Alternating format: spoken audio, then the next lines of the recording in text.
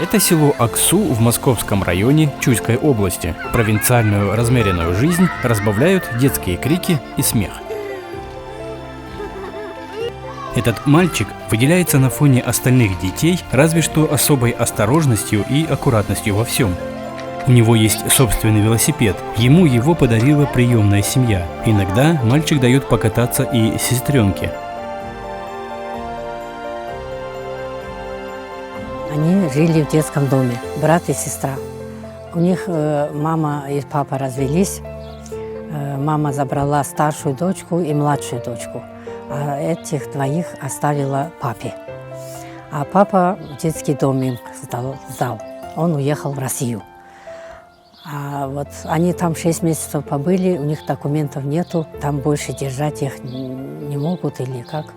Ну, мне позвонили, я пришла.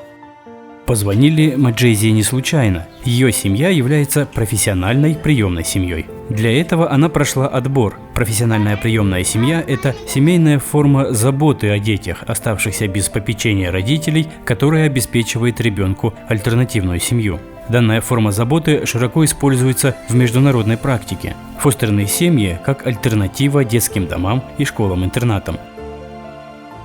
Как это работает? Например, родители ребенка попали в трудную жизненную ситуацию и не могут о нем заботиться, или ребенок остался без родителей. Ребенок поступает под крыло органов опеки и социальной службы. Данная служба занимается отбором и подготовкой профессиональных приемных родителей, готовых принять в свою семью на определенный период ребенка на воспитание. Также служба занимается подбором приемной семьи для ребенка с учетом его потребностей. Приемная семья в Кыргызстане – это очень востребованная форма защиты ребенка, потому как у нас на сегодня в детских домах и интернатах числится более 10 тысяч детей. Я дом первый рисую. Я буду рисовать машину. Как раз эта семья – показатель, как все работает на практике. Всего в приемной семье 3 детей. Брат и сестра на момент видеосъемки живут здесь полгода. И еще одна девочка – 3 месяца. Приемные родители получают компенсацию расходов за содержание детей. При этом они не могут решать судьбу детей, как если бы они были усыновителями. Важное решение принимают органы опеки. А приемные родители обеспечивают надлежащие условия быта, питания, образования и воспитания ребенка в соответствии с его потребностями. Сначала они, конечно, плакали, не хотим туда. А потом как привезли домой, вот они тут увидели, мальчик же, он вообще из дома не выходил, боялся. Там, видимо, били или что. Он вообще боялся. Тут соседские мальчики звали, пойдем играть, пойдем играть. Он дверь откроет, посмотрит. Нет, я не пойду, говорит, я боюсь. Они сейчас бить будут. Пришлось мне его вывести, с ними поговорить. Вот, не бейте, не ругайтесь, играйтесь. Вот. Они подружились. Они сейчас все вот, играют, вот видите сами, как с утра уже кричат играть. Вот. А девочки, вот она со мной целыми днями вот. То играет, то пишем, то читаем, то вот телевизор смотрим, вот так вот.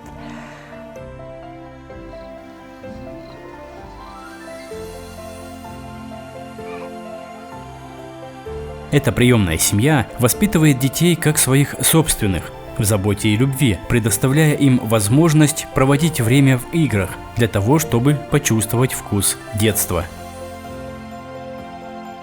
Приемный родитель Вундир Люлюза, если что-то делает на приусадебном участке, зовет детей, показывает, как ухаживать за растениями и, конечно, как собирать урожай. Мы их воспитываем, самое главное. Воспитание есть трудовое, там, физическое, даже я им турник поставил. Там. Они у меня пресс качают, там все такое. Ему дальше в жизни жить же надо. Чтобы он вышел на улицу, был человеком, со старшими поздороваться, там все такое. И физическое, и трудовое, и такое воспитание духовное.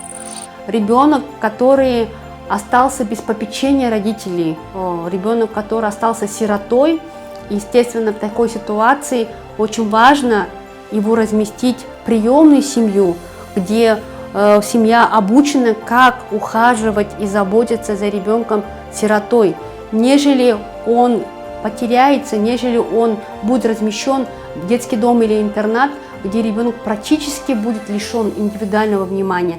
То есть никто у ребенка в детском доме и интернате не спросит перед сном, как он себя чувствует. Никто утром у него не спросит, что ему приснилось, какие у него планы на сегодняшний день. Поэтому по нашим наблюдениям мы видим те дети, которые, допустим, пребывали в доме ребенка, после того, как они переводятся в приемную семью, то те дети, которые не говорили, или была плохая речь в доме ребенка, или был плохой уровень развития и обучения в детском доме и интернате, в приемных семьях они в несколько раз быстрее начинают развиваться. Еще одна профессиональная приемная семья. Через руки Сиил и Шамрыкана прошли уже несколько детей. У них есть свой сын. Недавно они взяли из интерната мальчика и девочку.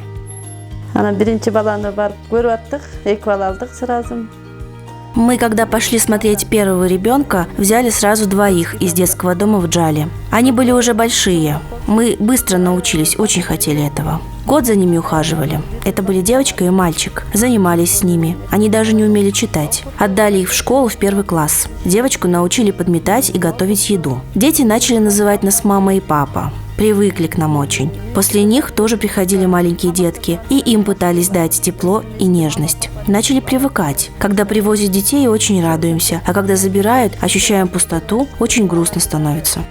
В процессе обучения приемных родителей и членов их семей готовят к расставанию, учат, как выстраивать свои отношения с ребенком, как подготовить самого ребенка. Сложно привыкнуть к расставанию, но надо помнить, что дети передаются на время, пока не найдутся усыновители или они не вернутся в свою биологическую семью.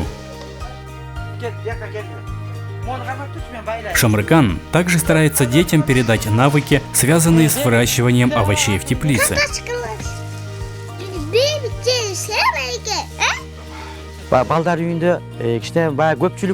Сама мысль, что они в детдоме, ломает их психологию, а дома они себя чувствуют по-другому, меняются, проявляют ласку, появляется стремление к знаниям. Детская психология в основном требует ласки, большего и не надо. В скольких домах мы были, едем, чтобы забрать детей, все дети выбегают. Они не нуждаются в наших конфетах, им нужна родительская ласка и забота. У кыргызского народа никогда не было домов для сирот, мы должны сами за ними ухаживать. У многих есть родители, но они брошенные, то есть родные матери или отцы отказались от них. Хотелось, чтобы в каждой семье был мир, и дети росли в семье. Не бойтесь брать детей в фостерные семьи. Я против детских домов и интернатов. На уровне государства давно есть понимание, что польза от учреждений интернатного типа сомнительная. Мировой опыт говорит, что детям жить в таких практически казарменных условиях вредно и для здоровья, и для общего развития. В перспективе в Кыргызстане не должно остаться детских домов и интернатов. Приоритетом для нашего государства считается, чтобы ребенок воспитывался в семье. Каждый ребенок. У нас идет очень большое развитие именно альтернативных услуг детям, оказавшихся в трудной жизненной ситуации. Это, конечно же, создание приемных семей, опека над детьми, родственниками, и также усыновление. В детские интернатные учреждения у нас проводится реформа 2018 года. Принято ряд хороших программ. И у нас на сегодня в интернатных учреждениях идет значительное сокращение детей, так как детям, оказавшимся в трудной жизненной ситуации, мы предоставляем другие услуги.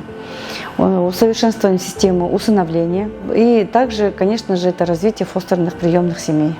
Наша организация считает, что в Кыргызстане необходимо реформировать систему детских домов и интернатов для того, чтобы каждому ребенку обеспечить проживание в семейном окружении. И, конечно, очень важно делать упор на то, чтобы поддержать биологическую семью. И если семья не может по тем или иным причинам самостоятельно воспитывать ребенка, или для ребенка есть угроза пребывания в биологической семье, то, конечно, альтернативой для ребенка должна послужить приемная семья. А приемная семья – это форма защиты со стороны государства. В нашей стране для того, чтобы реформировать систему детских учреждений интернатного типа, необходимо создать более 1000 приемных семей. Приемная семья – это та услуга, которая даст возможность ребенку обеспечить семейное окружение, увидеть модель семьи, понять функции родительские, понять, из чего состоит семья, как она функционирует, и таким образом подготовить этого ребенка к самостоятельной взрослой жизни. Кто такой приемный родитель? Приемный родитель – это человек, который берет с ответственностью и пониманием всех рисков, которые связаны с пребыванием в его семье чужого ребенка, да.